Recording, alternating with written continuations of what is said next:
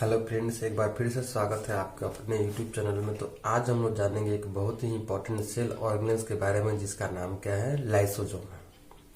जिसका नाम क्या है, लाइसोसोम है। लाइसोसोम क्यों इंपॉर्टेंट है सेल के लिए? लाइसोसोम नहीं रहेगा तो क्या हो सकता है? तो हमारे साथ बने रहिए अंत तक। तो चलिए हम लोग क्या करते हैं, शुरू करते हैं। सबसे पहले इसको हम लोग पिक्चर में देखते हैं कि ये है क्या। तो हम लोग जान रहे हैं कि ये सेल है, कोई सेल है। तो सेल के अंदर न्यूक्लियस होता है, माइटोकॉन्ड्रिया होता है, सेंट्रियोल होता है, एंडोप्लाज्मिक रेटिकुलम होता है। एक राउंड गोल स्ट्रक्चर पाया था, इसी को हम लोग क्या बोलते हैं, लाइसोसोम बोलते हैं। इसी को क्या बोलते हैं हम लोग, लाइसोसोम बोलते हैं। यदि लाइसोसोम को स्ट्रक्चर देखा गया तो क्या देखा गया इसमें? तो इसमें एक मेम्ब्रेन की तरह घिरा स्ट्रक्चर होता है जिसके अंदर प्रोटीन होता है, कुछ डाइजेस्टिव एंजाइम होता है और क्या होता है, अंदर वाले स्पेस को हम लोग क्या बोलते हैं, ल्यूमेन कहते हैं। लाइसोसोम के बारे में और हम लोग जानते हैं, डिटेल से थोड़ा सा जानेंगे यहाँ पर। सबसे पहले लाइसोसोम को हम लोग सुसाइड बॉडी के नाम से जानते हैं, आत्महत्या की थैली के नाम से क्या करते हैं, जानते हैं। तो ये वर्ड से ही पता चल रहा है कि इसके अंदर जो भी कुछ जाएगा उसको ये पचा के क्या करेगा, खत्म कर देगा। यानी हम लोग बोल सकते हैं कि लाइसोसोम जो है वो क्या करता है, सेल को अदर सब्सटेंस से क्या करता है, बचाता है, सेल को डैमेज होने से बचाता है। तो चलिए थोड़ा सा हम लोग देखते हैं क्या लिखा हुआ है इसमें, जानते हैं ये चीज। सबसे पहले क्या है, एक मेम्ब्रेन बाउंड स्ट्रक्चर है जिसके पास कुछ एसिड हाइड्रोलेज नामक एंजाइम क्या होता है, प्रेजेंट होता है। उसी को हम लोग क्या बोलते हैं, लाइसोसोम बोलते हैं। और ये लाइसोसोम पाया कहाँ जाएगा, तो साइटोप्लाज्म में पाया जाता है। लेकिन किस सेल में, तो सिर्फ और सिर्फ यूकैरियोटिक सेल में। यूकैरियोटिक सेल हम लोग उसको बोलते हैं जिसके अंदर ये न्यूक्लियस पाया जाता है, उसको हम लोग क्या बोलते हैं, यूकैरियोटिक सेल बोलते हैं। जिसमें ये न्यूक्लियस नहीं होगा उसको हम लोग क्या बोलते हैं, प्रोकैरियोटिक सेल बोलते हैं। तो वही बोला कि यूकैरियोटिक सेल के साइटोप्लाज्म में पाया जाता है, बट ये प्रोकैरियोटिक सेल में क्या होता है, एब्सेंट होता है। प्रोकैरियोटिक सेल में क्या होता है, एब्सेंट होता है।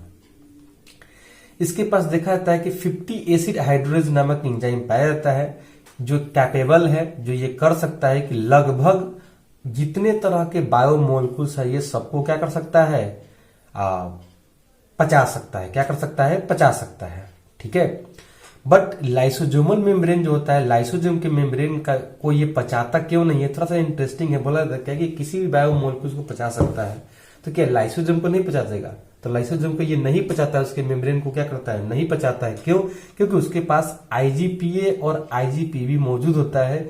ये दोनों के प्रेजेंट रहने के कारण ही क्या करता है, इसके मेम्ब्रेन को ये कोई नुकसान क्या करता है, नहीं पहुंचाता है।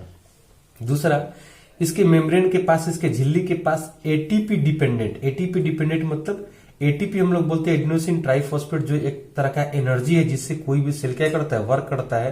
तो ये एटीपी डिपेंडेंट एक प्रोटॉन पंप होता है जो रिस्पॉन्सिबल होता है, जो जिम्मेदार होता है पंप करने के लिए प्रोटॉन आयन को साइटोप्लाज्म के, सेल के साइटोप्लाज्म से लाइसोसोम में पंप करने के लिए क्या होता है, जिम्मेदार होता है। साथ में इसमें देखा जाता है पॉलीमॉर्फिज्म, यानी अलग अलग शेप क्या होता है इसमें देखने को मिलता है। जनरली लाइसोसोम होता है वो दो प्रकार का होता है। जनरली लाइसोसोम जो होता है वो कितना प्रकार का होता है, दो प्रकार का होता है। एक को हम लोग बोलते हैं प्राइमरी लाइसोसोम और दूसरा को क्या बोलेंगे, सेकेंडरी लाइसोसोम। अब ये दोनों क्या क्या है थोड़ा सा हम लोग जानते हैं। सबसे पहला है प्राइमरी लाइसोसोम। तो प्राइमरी लाइसोसोम जनरली है कुछ नहीं है, सिंपल एक मेम्ब्रेन बाउंड स्ट्रक्चर है जिसके पास कुछ तरह के क्या होते हैं, एसिड पाए जाते हैं। एसिड हाइड्रोलेज नामक एंजाइम क्या होता है, पाया जाता है। तब उसको हम लोग प्राइमरी लाइसोसोम के नाम से क्या करते हैं, जानते हैं। एक्चुअली इसके अंदर जो एंजाइम होता है, इसके अंदर जो एंजाइम होता है, ये एंजाइम बनता कहाँ है, राइबोसोम पर, और उसको ट्रांसफर कर दिया जाता है लाइसोसोम के अंदर। किसके द्वारा, एंडोप्लाज्मिक रेटिकुलम और गोल्जी बॉडी के द्वारा क्या किया जाता है, भेज दिया जाता है। दूसरा है जिसको हम लोग बोलते हैं सेकेंडरी लाइसोसोम। दूसरा क्या है जिसको हम लोग क्या बोलते हैं, सेकेंडरी लाइसोसोम। तो सेकेंडरी लाइसोसोम है क्या, तो जब प्राइमरी लाइसोसोम क्या होता है, एक स्ट्रक्चर इसका बदल जाए, क्या हो जाए, जब प्राइमरी लाइसोसोम क्या होता है, स्ट्रक्चर बदल जाए, तब उसको हम लोग सेकेंडरी लाइसोसोम बोलते हैं। ये सेकेंडरी लाइसोसोम इक्वल टू कितना प्रकार का होता है, 3 प्रकार का होता है। पहला को हम लोग हेट्रोफैगोसोम, दूसरा को रेजिडुअल बॉडी कहते हैं, और तीसरा को साइटोलाइसोसोम के नाम से क्या करते हैं, जानते हैं। थोड़ा सा जानते हैं कि ये तीनों है क्या। तो सबसे पहला है हेट्रोफैगोसोम। इसका दूसरा नाम हम लोग बोलते हैं डाइजेस्टिव वैक्यूल के नाम से क्या करते हैं, जानते हैं। तो ये है ये कि जब प्राइमरी लाइसोसोम फ्यूज कर जाए फैगोसोम से, तब उसको हम लोग हेट्रोफैगोसोम के नाम से क्या करते हैं, जानते हैं। थोड़ा सा यहाँ पिक्चर दिया गया है, ये हमारा लाइसोसोम है, ये प्लाज्मा मेम्ब्रेन है, ठीक है, और इसी को हम लोग बोलते हैं प्राइमरी लाइसोसोम। लेकिन ये स्ट्रक्चर है फैगोसोम, यानी प्राइमरी लाइसोसोम जब फैगोसोम से क्या हो गया, फ्यूज हो गया, तब उसको हेट्रोफैगोसोम के नाम से क्या करते हैं, जानते हैं। दूसरा जो टाइपिक है इसको हम लोग बोलते हैं रेजिडुअल बॉडी। ये है क्या, जब डाइजेशन हो फैगोसाइट सब्सटेंस का, अब वो इनकम्प्लीट हो, यानी कोई भी सब्सटेंस लाइसोसोम के अंदर चला गया और उसका डाइजेशन क्या हो, इनकम्प्लीट हो, नहीं हो पा रहा है, तब उसको हम लोग रेजिडुअल बॉडी के नाम से क्या करते हैं, जानते हैं। इसके बाद जो भी बनता है वो तुम्हारा क्या कहलाता है, रेजिडुअल बॉडी क्या कहलाता है, ठीक है। तीसरा है साइटोलाइसोसोम। साइटोलाइसोसोम होता क्या है कि जब प्राइमरी लाइसोसोम जुड़ जाए किससे, सेलुलर स्ट्रक्चर से, तब उसको हम लोग साइटोलाइसोसोम के नाम से क्या करते हैं, जानते हैं।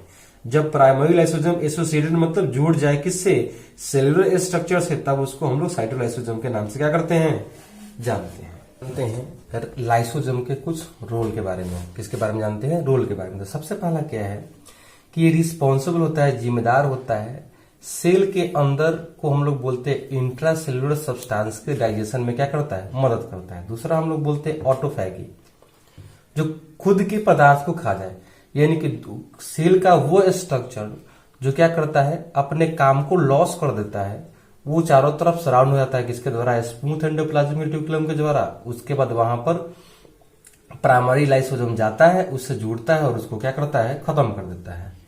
नेक्स्ट है तीसरा क्रीनोफैगी। क्रीनोफैगी हम लोग बोलते हैं वो बायोमोलिक्यूल्स जो अधिक मात्रा में क्या होते हैं, बन जाते हैं, सिंथेसाइज हो जाते हैं, बन जाते हैं, उसी को हम लोग क्या बोलते हैं, वो क्रीनोफैगी होता है किसके द्वारा, लाइसोसोम के द्वारा। नेक्स्ट है चौथा release of T3 and T4 hormone. मतलब T3 T4 हार्मोन को हम लोग थायराइड हार्मोन बोलते हैं। ये रिलीज किसके द्वारा होता है, तो लाइसोसोम के द्वारा होता है। नेक्स्ट है ड्यूरिंग सीड जर्मेशन, सीड अंकुरण के समय, बीजों के अंकुरण के समय लाइसोसोम वाला एंजाइम जो है वो सीड में मौजूद स्टोरेज कंपाउंड को भोजन के रूप में जो भी पदार्थ स्टोर होता है उसको ये क्या करता है, तोड़ने में क्या करता है, मदद करता है। नेक्स्ट है मेटामॉर्फोसिस। मेटामॉर्फोसिस बोलते हैं कि लॉस ऑफ टेल, यानी हम लोग देखते हैं कि मेढक का जो बच्चा होता है उसके पास टेल होता है, बड़ा होने पर वो टेल खत्म हो जाता है, तो वो टेल जो खत्म होता है किसके द्वारा होता है, तो लाइसोसोम एंजाइम के द्वारा ही क्या होता है, यदि अच्छा लगा हो तो लाइक और सब्सक्राइब जरूर कीजिएगा। Thank you.